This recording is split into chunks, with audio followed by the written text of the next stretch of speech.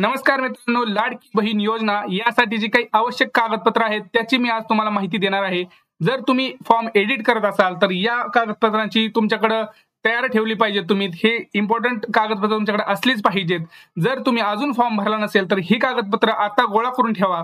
आणि याच्यासाठी काही महत्त्वाच्या सूचना आहेत ज्या फॉर्म भरताना किंवा फॉर्म एडिट करताना ज्या लागणार आहेत त्या मी तुम्हाला आता सांगणार आहे.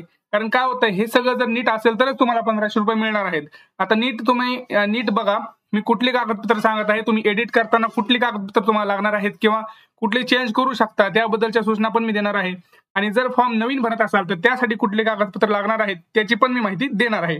तर चला व्हिडिओला सुरुवात करू. आणि जर माझ्या चॅनलवरती नवीन असाल तर माझ्या चॅनलला सबस्क्राईब करा. व्हिडिओ आवडत असेल तर व्हिडिओला लाईक आणि आपल्या जवळच्या आपल्या माणसांना शेअर करा. कारण काय होतं, एकानं एकाला सहाय्य केलं तर आपण सगळे पुढे जाऊ. चला करूया पुढच्या व्हिडिओला सुरुवात.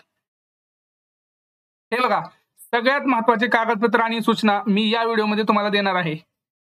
मी सूचना नंतर देतो, आधी पहिल्यांदा कागदपत्राची तुम्हाला माहिती देतो. कारण काय होतंय, खूप जण आता एडिट करत आहेत. फॉर्म एडिट करताना खूप सारे प्रॉब्लेम येत आहेत कागदपत्रा संबंधी. किंवा असं आपण बघितलं, जो काही नवीन फॉर्म भरत आहे त्यांच्यासाठी पण कागदपत्रांची खूप सारी अजून त्यांच्यामध्ये कन्फ्युजन आहे. तर मी आज कन्फ्युजन दूर करणार आहे. पहिलं म्हणजे सगळ्यात बघा, इथं आधार कार्ड ह्याला स्टार केलंय. स्टार म्हणजे काही महत्वाचं असतं, इम्पॉर्टंट असतं. आधार कार्ड तुमचं स्वतःचं असलं पाहिजे हे लक्षात घ्यायचंय. आधार कार्ड काढलं नसेल तर आधार कार्ड काढून घ्या. पण आशा करतो आता सगळ्यांचं आधार कार्ड तुमच्याकडे नक्की असेल. पहिलं आधार कार्ड लक्षात आलं. आता दुसरा म्हणजे अधिवास प्रमाणपत्र. अधिवास प्रमाणपत्र म्हणजेच काय, तुमचं डोमेसाईल सर्टिफिकेट किंवा आपण म्हणू शकतो अधिवास प्रमाणपत्र, ज्यांना माहित नसेल तर.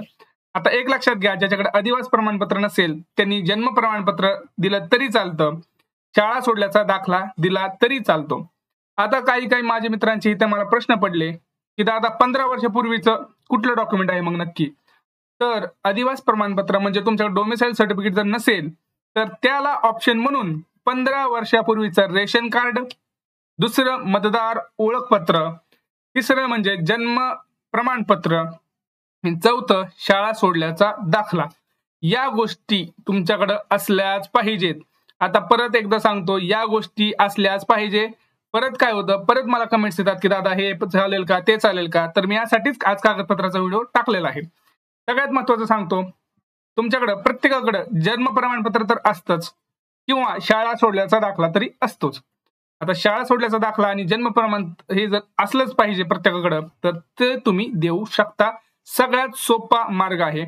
आता काय होतं, कोणाकोणाकडे मतदार ओळखपत्र नसतं 15 वर्षापूर्वीचं, किंवा रेशन कार्ड पण नवीन असतं, आपलं जुनं नसतं आपल्याकडे. तर त्यासाठी मी म्हणतो की जन्म प्रमाणपत्र किंवा शाळा सोडल्याचा दाखला आणा. कारण ते सोपं पण मिळतं. शाळा सोडल्याचा दाखला तर लगेच मिळून जातो आपल्याला, त्यामुळे ते तुम्ही घेऊ शकता. तिसरं जे काही महत्वाचं डॉक्युमेंट आहे ते म्हणजे उत्पन्न प्रमाणपत्र.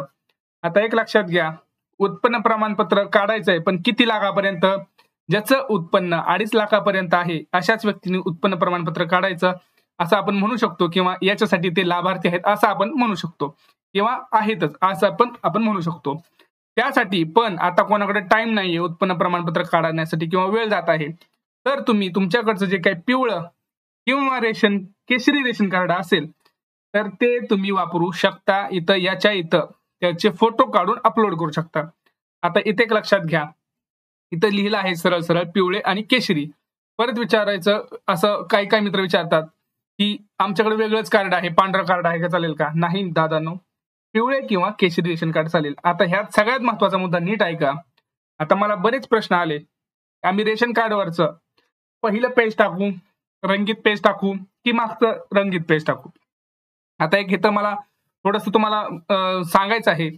हे बघा, ज्याचं तुमचं कुटुंबाची नावं असतात, समजा तुमच्या कुटुंबामध्ये 4 लोक राहतात, तर तुम्ही जिथं तुमचा पहिल्या पानावरती मागून लिहिलेलं असतं 4 जणांची नावं वगैरे, शिक्का वगैरे, तुमचा ऍड्रेस, तर तो पहिला पेज आणि लास्ट पेज असतो त्याचं तुम्हाला फोटो काढायचा, हे लक्षात घ्यायचं आहे. पुढचं म्हणजे चौथं, अर्जदाराचं हमीपत्र. हमीपत्र तुम्हाला मी पुढच्या व्हिडिओमध्ये दाखवतो. हमीपत्र कसं आहे, ते कसं डाउनलोड करायचं आणि त्यासाठी कसा व्यवस्थित अर्ज भरायचा आहे. अर्जदाराचं हमीपत्र हे तुम्हाला मी सांगणार आहे, तर ते नीट बघायचंय. पुढच्या व्हिडिओमध्ये मी तुम्हाला टाकणार आहे की लेखी अर्ज नवीन कसा भरायचा आहे, त्याचा पण व्हिडिओ मी टाकणार आहे, तर तो पण व्हिडिओ जाऊन नक्की बघायचा आहे. पुढचं म्हणजे बँक पासबुक. बँक पासबुक सगळ्यात महत्वाचं आहे मित्रांनो. एक लक्षात घ्यायचंय कधी पण बँक पासबुक देताना ज्याच्यावरती आपला अकाउंट नंबर किंवा IFSC कोड असतो, तुमचं नाव असतं, तर त्याची झेरॉक्स किंवा झेरॉक्स नाही, त्याचा ओरिजिनल फोटो पाहिजे. आता खूप माझे मित्र म्हणतात मला की माझ्याकडे झेरॉक्स आहे त्याचं देऊ का? नका, ओरिजिनल द्या. ओरिजिनलला काय होतं, तुम्ही कुठलाही इथे रिजेक्शनसाठी तुम्ही कुठलीही जागा ठेवू नका असं मला वाटतं. पुढचं म्हणजे अर्जदाराचा फोटो. पण त्याच्या अर्जदाराचा फोटोमध्ये काय, आता फोटोवर फोटो बरेच जण काढतात, तसं करू नका मित्रांनो. समोर फोटो काढा, तो फोटो पात्र लगेच होईल.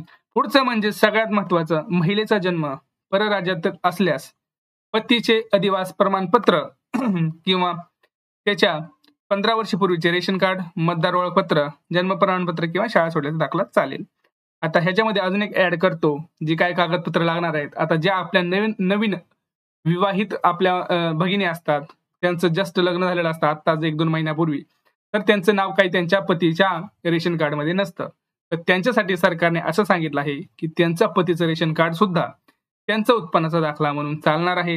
तर हा एक पॉईंट मी इथं लक्षात घ्यायचा आहे. तर ही सगळी झाली महत्वाची कागदपत्र. आता तुम्हाला महत्वाच्या सूचना मी देणार आहे, हे लक्षात घ्या मित्रांनो. फॉर्म भरताना बऱ्याच सगळ्यांना खूप काही प्रॉब्लेम्स येत आहेत.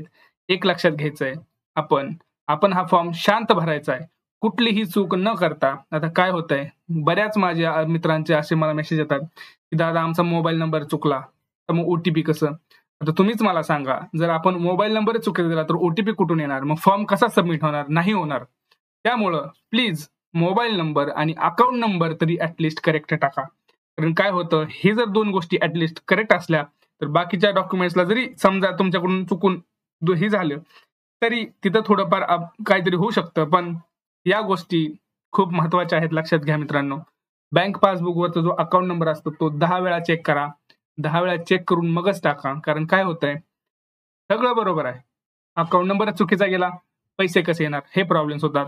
त्यामुळं आणि एक सगळ्यात महत्वाची सूचना सांगतो, आपलं ऍप्लिकेशन सतत अपडेटला आलंय काय नाही हे प्ले स्टोअरवर जाऊन पाहायचं आहे. ऍप्लिकेशन अपडेटला आला असेल लगेच अपडेट करा, त्याच्यामधल्या सगळ्या त्रुटी निघून जातील. कारण काय होतंय, खूप जणांनी अपडेट केलेलं नाही ऍप्लिकेशन, त्यामुळे त्यांचं अजून पेंडिंग दाखवत आहे. त्यांना एडिटचा ऑप्शन नाहीये. तर एडिटचा ऑप्शन आणण्यासाठी किंवा तुमचा फॉर्म जिथं आधार कार्डचा नंबर लिहिलेला जिथं नाही आलेला आहे तिथं होय येण्यासाठी तुम्ही प्लीज ऍप्लिकेशनला अपडेट करत राहा. अपडेट केल्यानंतर तुम्हाला सगळं काही मिळून जाईल. हे सगळ्या महत्वाच्या सूचनांचे नीट पालन करा मित्रांनो. अजून काही तुम्हाला डाऊट असतील तर आपल्या कमेंट सेक्शनमध्ये नक्की कळवा. भेटूया पुढच्या व्हिडिओमध्ये. तोपर्यंत जय महाराष्ट्र.